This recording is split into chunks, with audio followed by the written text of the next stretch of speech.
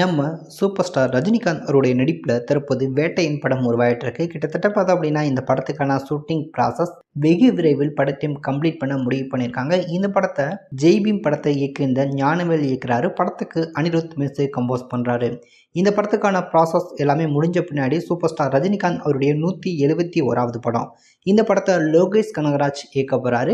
இந்த படத்துக்கான title look டீசரை வருகிற 22ஆம் தேதி படக்குழு ரிலீஸ் பண்ண போகிறதா ஏற்கனவே அனௌன்ஸ்மெண்ட் பண்ணியிருக்காங்க.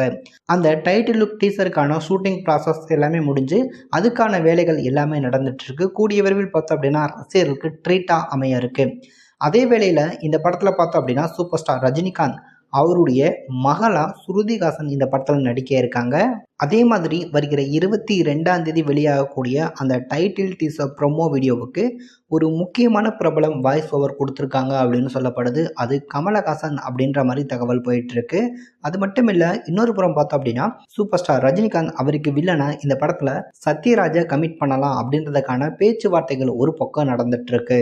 அதே மாதிரி இந்த ப்ரோமோ வீடியோவுக்கு பார்த்தோம் அப்படின்னா அனிருத் வேற மாதிரி பிஜிஎம் எல்லாமே போட்டிருக்காரு. கண்டிப்பாக கூஸ்பம் மூமெண்ட்டாக இருக்கும் அப்படின்ற அளவுக்கு தகவல் தற்போது கிடச்சிருக்கு. படத்துக்கான ஷூட்டிங் ப்ராசஸ் பொறுத்த வரைக்கும் ஜூன் மாதம் இருந்து ஸ்டார்ட் பண்ணுவாங்க அப்படின்னு சொல்லப்படுது. அதுக்கு முன்னாடியே இப்போ சூப்பர் ஸ்டார் ரஜினிகாந்த் அவர்கள் நடிச்சிட்டு வர வேட்டையின் படத்துக்கான ஷூட்டிங் ப்ராசஸ் கம்ப்ளீட் ஆன பின்னாடி தான் தலைவர் 171 படத்துக்கான ஷூட்டிங் ப்ராசஸ் நடைபெறும் அப்படின்ற கூடுதல் தகவலும் தற்போது கிடச்சிருக்கு.